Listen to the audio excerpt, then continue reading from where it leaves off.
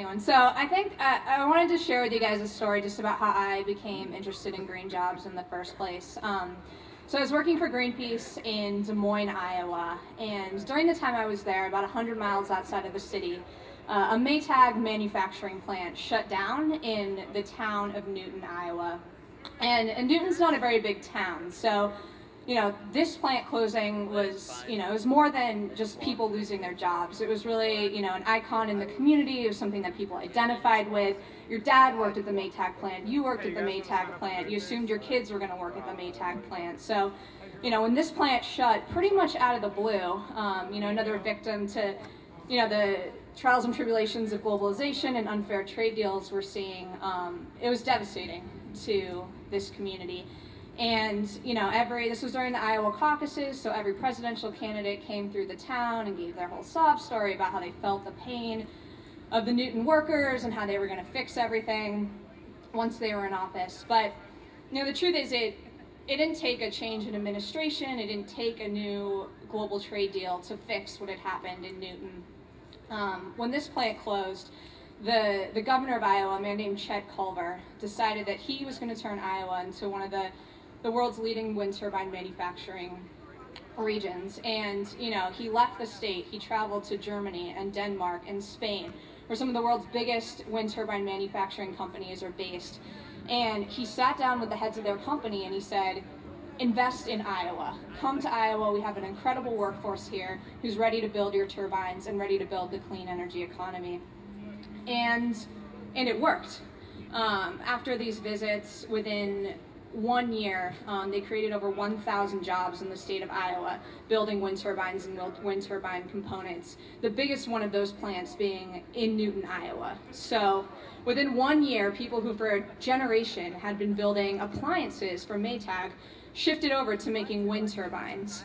Not only brought new income, new investment, new jobs into this community, but it gave them hope, and it gave them something to believe in their hometowns. And to me, I think this is just a great example of what's happening in the country right now with green jobs. In the town of Newton, there was no absence of skill. There were workers there who were ready to take on the challenges of building the green economy. There was no lack of technology. Wind turbines were out there ready to be made. There was no lack of demand. They can't build wind turbines fast enough in this country. Maybe Reg will tell me I'm wrong. There's a huge there's a huge waiting list for turbines. And the one kind of missing piece of the puzzle, what it took to bring all of those things together, was for a governor, for a politician to start acting like a leader, to get off his ass and to go and visit a bunch of heads of companies and bring new jobs to this country. So to me, it showed that ultimately green jobs is just as much of a political issue as it is a technology and investment issue. And right now we face a pretty big challenge in this country. Not only do we need to create jobs and rebuild our economy, we also have to make a choice. Are we going to continue to invest in dirty energy, or are we going to build a new clean economy that's going to stop global warming and get people back to work?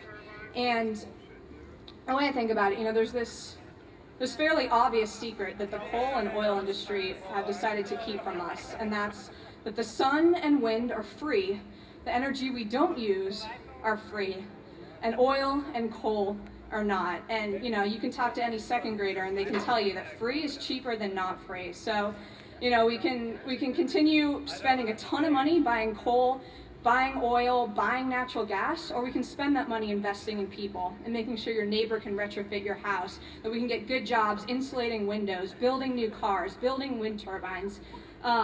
Just this year, the wind industry started employing more people than the coal industry.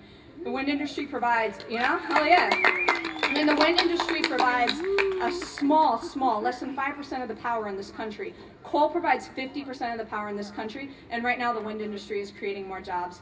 That's the future of this country, and it's only going to happen if people do like Governor Chet Culver did and start taking some initiative. So if you want a green job, call your congressman, call your governor, call your senator, and tell them to put this country back on the right place, because it's going to take that kind of leadership to do it. Thanks.